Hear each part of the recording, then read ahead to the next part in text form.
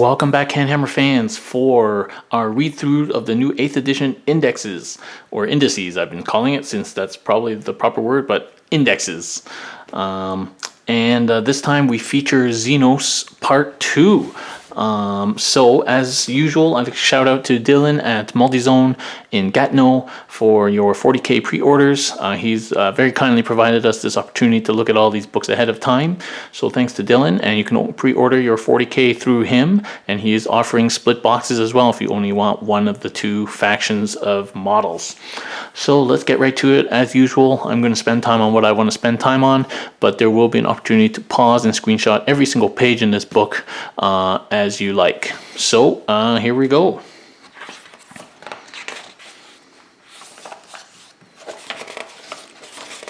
So we start off with orcs.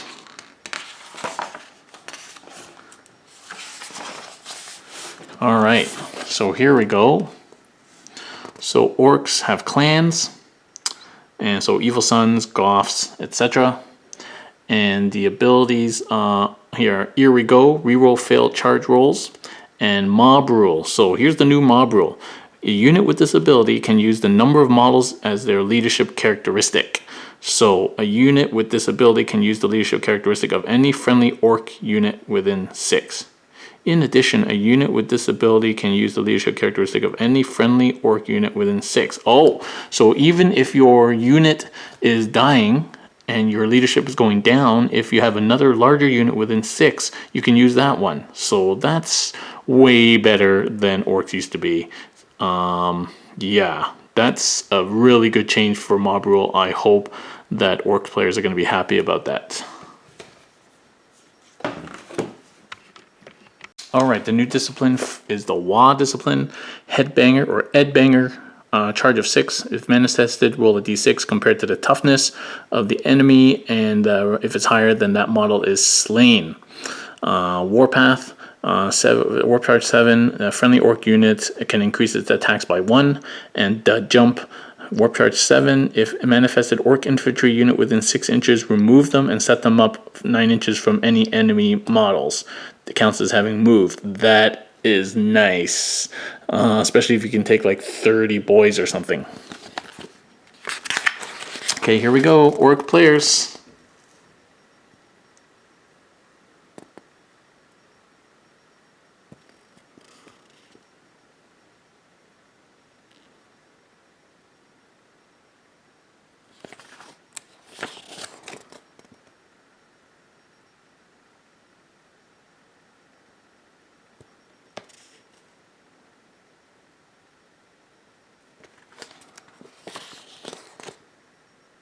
I really hope we see more orcs as a result of this edition change. That would be so good.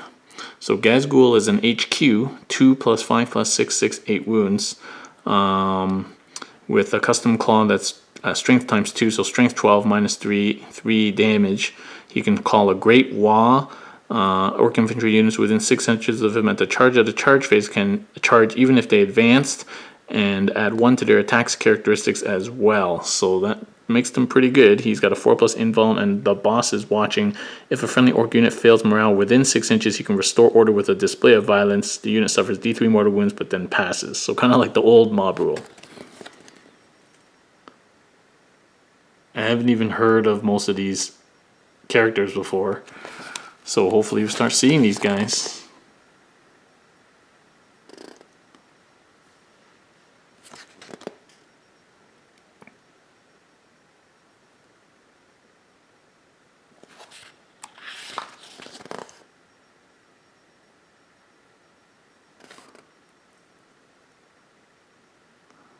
Okay, so boys are 3 plus weapon skill, toughness 4, and 1 or 2 wounds. 1 wound with 2 attacks base. Cool. And the choppa is like a chainsaw, gives you an extra attack, so 3 attacks really. And they have Green Tide. If this unit includes 20 or more models, add 1 to the attack's characteristics. So they can include up to 30. So that means they're going to have 3 attacks, 4 attacks each in combat, which is crazy, and literally immune because their leadership will be 30, so immune to morale until you kill 2/3 of it. That is awesome.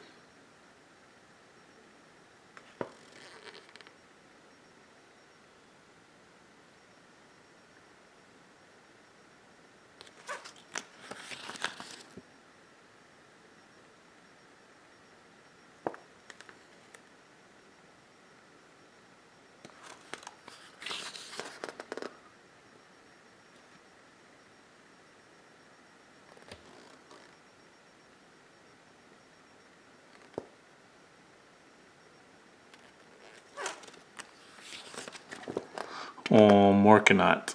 I wonder if the Morkanaut will be good. 18 wounds.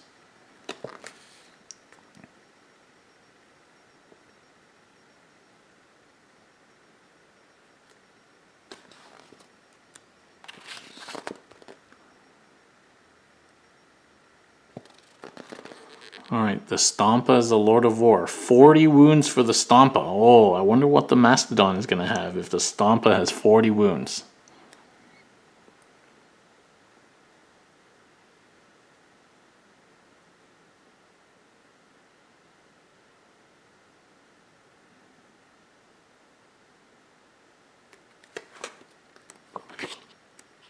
Alright, that's it for orcs. Let's go to the back, give you the points.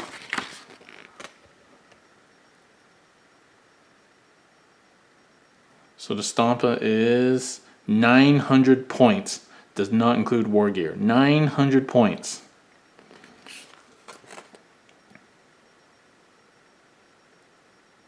Gazgul is 215.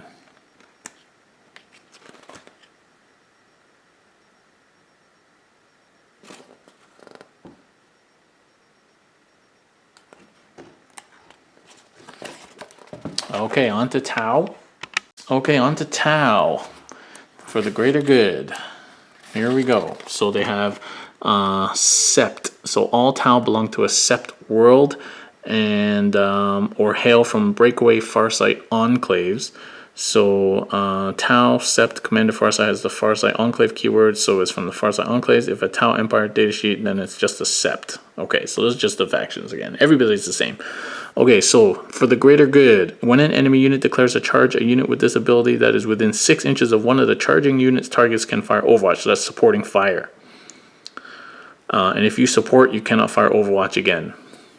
And marker lights. Okay, so here's how marker lights work. If a model other than a vehicle fires a marker light, it cannot fire any other weapons. When a unit is hit by marker light, place a counter next to it for the remainder of the phase. The table below describes the benefits when shooting at it with marker light counters. All benefits are cumulative. Okay.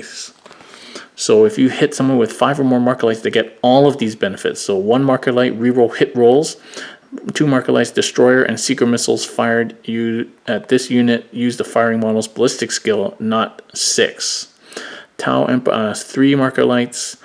They do not suffer penalty for moving and firing or heavy weapons or advance and firing assault weapons. Target 4 marker lights. Target does not gain any bonus for being in cover, so that's to ignore cover. And 5 or more, add 1 to hit rolls. Cool. So all models shooting will benefit, so you don't lose them after you shoot at it, but they last just for the phase. So that's interesting. Okay, here we go, Tau people.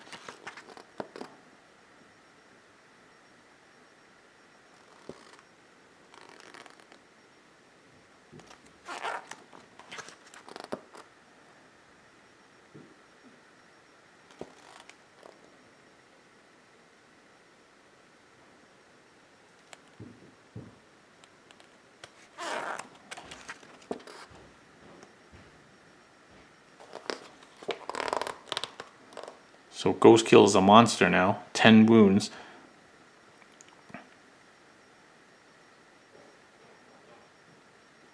So it gets weaker as you kill it. Infiltrator, so it gets set up anywhere in the battlefield. Subtract 1 from hit rolls from more than 12 inches away. Savior protocols, drone unit within 3 inches. Can choose to allocate any wounds to the drones instead. Stealth field, subtract 1 from hit rolls, pretty good. And a Riptide is also a monster. Here's the Riptide. Alright, let's look at the Riptide. So, people might actually be taking these missile drones now. I hope you didn't throw them away. So movement is 12 at full wounds. 5 plus weapon skill, ballistic skill is 4 plus at full wounds. Strength 6, toughness 7, 14 wounds, and 4 attacks base at full wounds. And you have to lose half the wounds in order to start dropping. So that's pretty good. 2 plus armor. Comes with heavy burst cannon and 2 smart missiles, and can be accompanied by 2 shielded missile drones. So the fusion blaster is a meltagun, heavy burst cannon. So Nova reactor. Okay, so the Nova charged heavy burst is heavy 12, strength 6, minus 2 AP, 1 damage. So pretty similar. So you can look at those. Okay, smart missile, still ignore cover. So abilities, so shield generator, so 5 plus invuln, has the greater good. Savior protocol, so if drones units within 3 inches choose to allocate any wounds to the drones, so that's good. And the drones have 1 wound each, so you can look out sir 2 wounds automatically. Shield generator, missile drones have a 4 plus invuln. Drone support, when a battlefield is set up on the field, any accompanied drones are set up in unit coherency from it. From that point onwards, the drones are treated as a separate unit. Nova Reactor. So in your movement phase, you can use the Nova Reactor. If you do, the Riptide suffers a mortal wound. Choose one of the following effects. Nova Shield, 3 plus invuln. Boost, 2d6 in the charge phase. And Nova Charge, use this. So now it is in the movement phase and it is an automatic mortal wound. Hardcore. That's why you need 14 now. Probably still kill myself using these. Alright, onwards.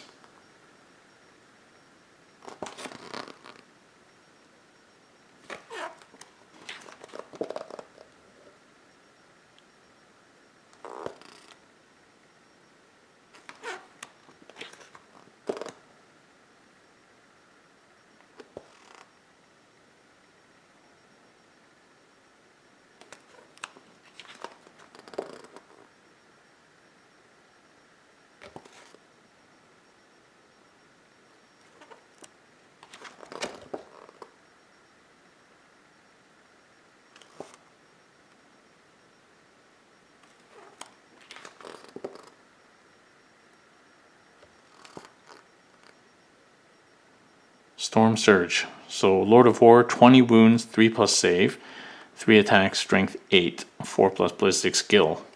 Comes with the cluster rocket, 4 destroyer missiles, and 2 flamers, a pulse blast cannon.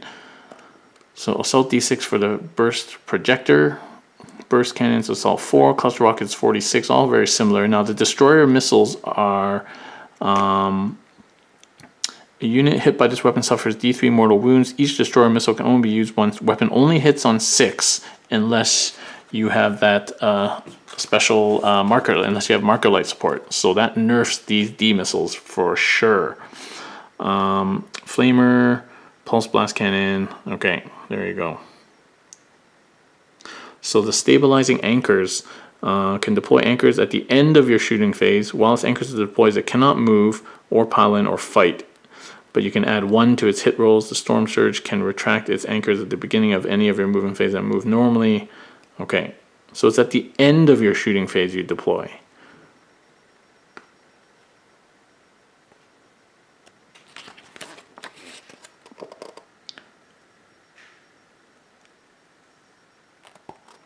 I don't think I've ever seen one of these tide walls. We'll see if we see them. So that's it for Tau. Let's go to the points. So the Storm Surge is 180 without war gear or drones. And the Riptide is 209. But then here's the war gear. If you add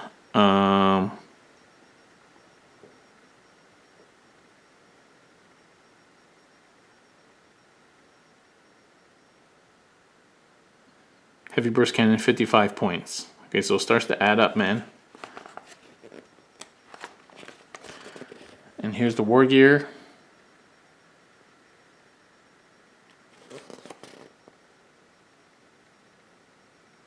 Okay, let's look a little bit more closely at the support systems. So, advanced targeting system, AP characteristic of all its weapons is increased by 1. Cool. Counterfire defense. Model equipped with counterfire defense rerolls hit rolls when firing Overwatch. Drone controller, friendly drone units within 6 inches add 1 to hit rolls. Early warning override. Enemy unit is set up within 12 inches of a model with the early warning override. Allows them to arrive mid-battle. The model may immediately shoot at that unit as if it were your shooting phase. Okay, so that's Interceptor for you. So Tau still has Interceptor. Multi-tracker can reroll hit rolls of 1 if it's firing all its weapons at the same target. Shield generates 4 plus invuln. Stimulant injector on a rule, so 6 plus feel no pain now. Target lock does not suffer penalty for moving and firing heavy weapons or advanced and firing assault. And velocity tracker plus 1 to hit rolls when you're shooting at flyers. So shooting at flyers normally. Okay, so Interceptor is still in the book for Tau. Okay, onwards to Tyranids. Okay, so I have big hopes for Tyranids. I think they're an iconic army for the game and have really sucked. So I'm hoping that they're going to be good, and I think that they will, just from what we've seen. So let's see. Okay, so keywords are the different Hive fleets, no problem. Synapse, so Hive fleet units automatically pass morale tests if they're within 8 inches of any friendly Hive fleet units with this ability. Okay, which I guess will be the monsters or the characters. So that's cool. That is very good. Instinctive behavior. Unless Hive fleet unit with this ability is within range of the Synapse ability, it can only target the nearest visible enemy unit if it shoots, and if it charges, it can only declare a charge against the nearest visible enemy unit. Okay, so you got to stay in Synapse range or you lose control. That makes sense. Shadows of the Warp. Enemy psychers must subtract 1 from any psychic test they make if they're within 8 inches of any units with this ability. Okay, there we go. And Hive Mind. Here's the Hive Mind. So the Horror. Warp Charge 6. Unit within 24 inches must subtract 1 from their hit rolls and leadership. That's pretty good. Catalyst. So it gives you a 5 plus feel no pain. Warp Charge 6, and Onslaught. Warp Charge 6, select friendly Tyranids within 18 inches, can advance and shoot without any penalties. In addition, unit can also charge. Wow. Advance, shoot, and charge. That's awesome. These guys are going to be on you fast. So here's the new Hive Tyrant.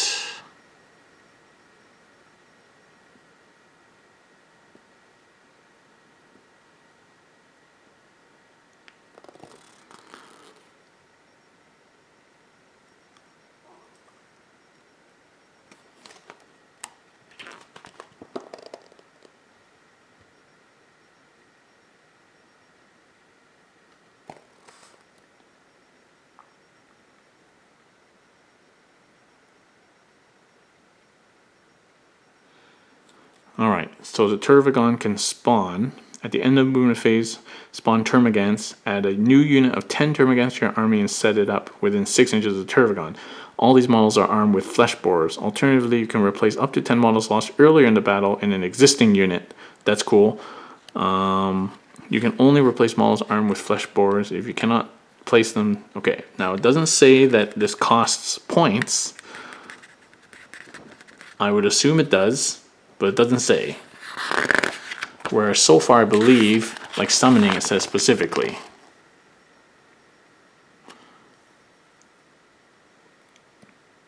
I think these Gene Stealers might be the same as the Gene Stealer cult ones. I don't know, we'll have to see.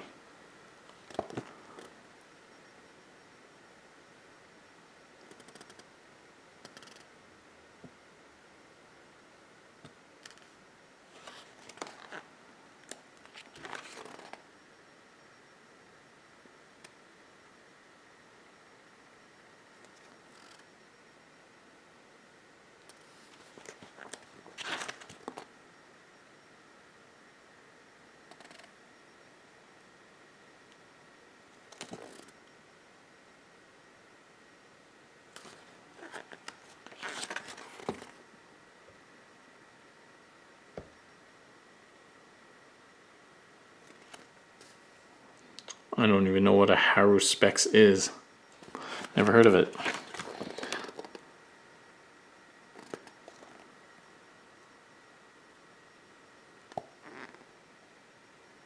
Or Tyrannid Shrikes.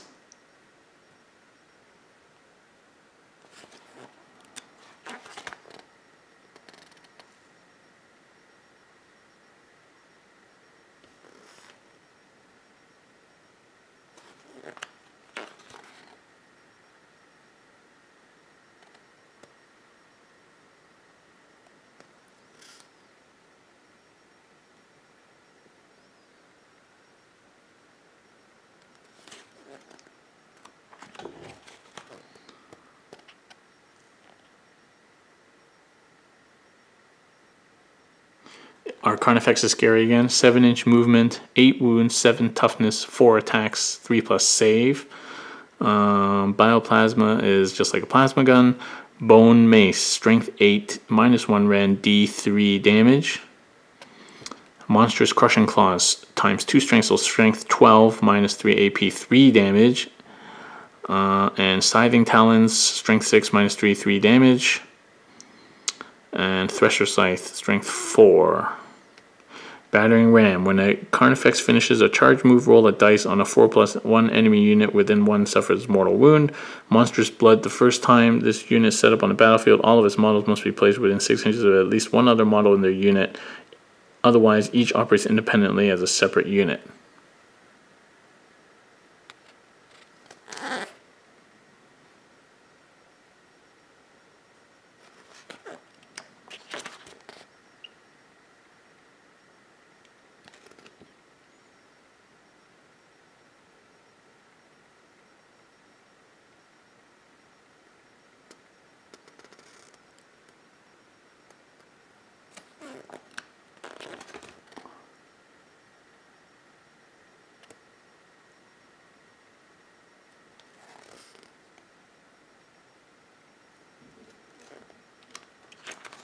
Alright, that's it for Tyranids. Let's jump to the points.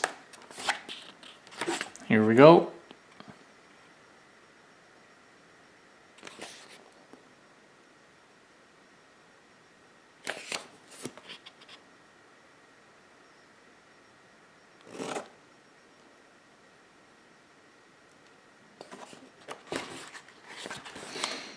Alright, on to the cult. Gene Stealer cults. So let's see if I can still run 100 Gene Stealers. I think I can if I run repeated detachments with an HQ, so not Brood Lord, whatever that dude is called, and then a full unit of Gene Stealers. I might get close to somewhere around 60 to 80 Gene Stealers that way. We'll see what happens. Okay, so here we go. So they have Cult Ambush. During deployment, you can set up a unit in Cult Ambush instead on the battlefield. At the end of any of your movement phases, you can launch an ambush. When it does so, roll a dice. If you wish, before rolling on the cult ambush table, you can pick one friendly infantry unit that was also set up and arrive with them if you're for your characters. Make one roll on the cult ambush table and apply the same result to both units. How each must be set up within 6 inches of each other. If your army is battle forged, a unit can only make use of this ability if every unit in its detachment has the Gene Stealer Cult's keyword. Okay, so on a 1 cult reinforcements, your opponent nominates any 2 battlefield edges one after another, and then you roll a dice. 1 to 3 you set up within the first edge, 4 to 6 a unit must set up more than 9 inches from an enemy model. Encircling the foe, you nominate any 2 battlefield edges one after another, and then your opponent rolls 1 to 3. So these are, for all intents and purposes, exactly the same. Because it doesn't matter which you pick if you still have to roll. So it's kind of stupid. But anyway, yeah. So 1 and 2 are basically the same. Lying in wait. Set up the unit anywhere that's more than 12 inches from enemy model. Alternatively, set it up 9 inches with not visible. So that's the 12-inch one. Number 4 is 9 inches. Number 5 is set it up more than 9 inches. It can then either move D6 or shoot as if it was the shooting phase. And that doesn't prevent it from shooting or charging in the charge phase. Okay, so set up 9 inches, move D6, and then charge. Shoot and charge. They came from below. Set up anywhere that's more than 9 inches. The unit can then move normally even though it just arrived as reinforcements. Okay, 5 and 6 pretty similar. Unquestioning Loyalty. Each time a Gene Stealer cult loses a wound, a character within 3 inches of any infantry on a 4+, you can look out sir, but that model is slain. So it's not quite lookout sir. Brood Brothers. So influence of Gene Stealer cults permeates all aspects of society. You can include Astra Militarum units and Gene Stealer cult units in the same match play army, even though these units don't have faction keywords in common. However, you can only include one Astra Militarum detachment, one in which every unit has Astra Militarum detachment, in a battle forged army for each Gene Stealer cult detachment in that army.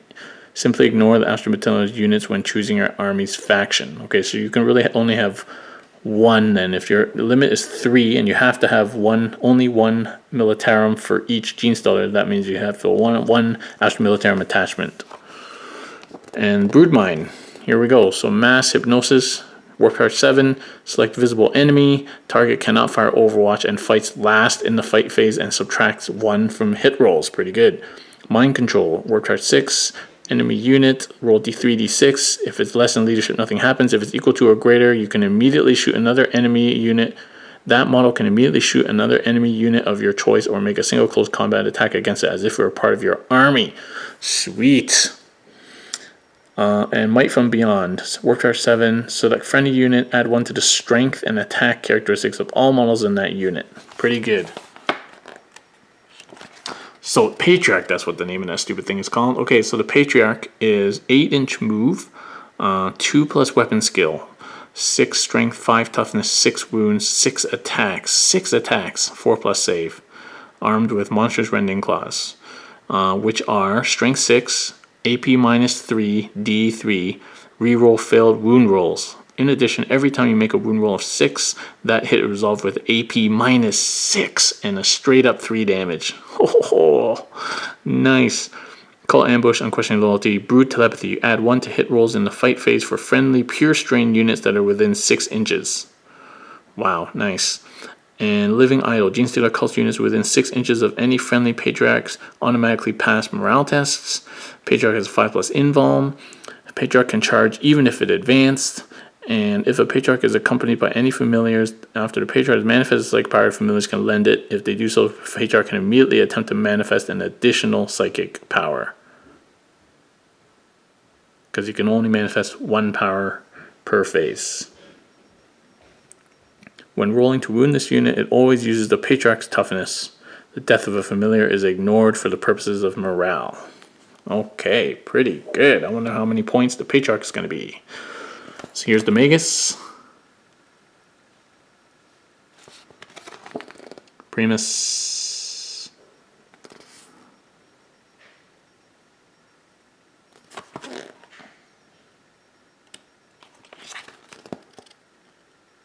So I think my 100 Gene Stealer list is alive and well.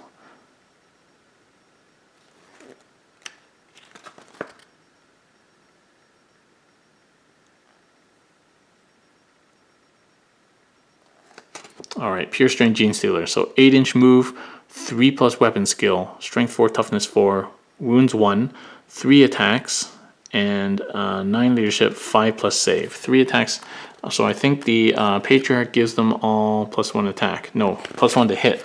So they're hitting on 2s with the Talons.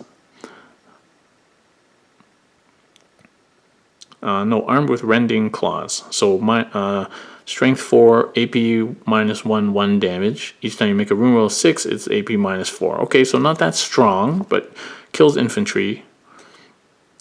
And Pure Strength Gene Stealers have 4 attacks instead of 3, whilst their unit has 10 or more models. Okay, and 5+ invuln, and can charge even if they advance, so they can stick with their Patriarch. Okay, decent, I guess.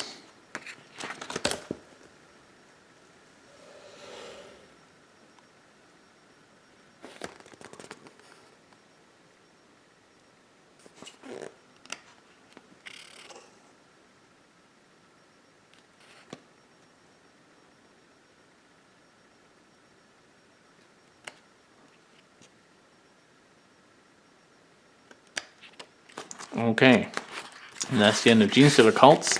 Here's their points. So the Patriarch is 150 points, and Gene Stealers are 18 points each, can take up to 5 to 20 models.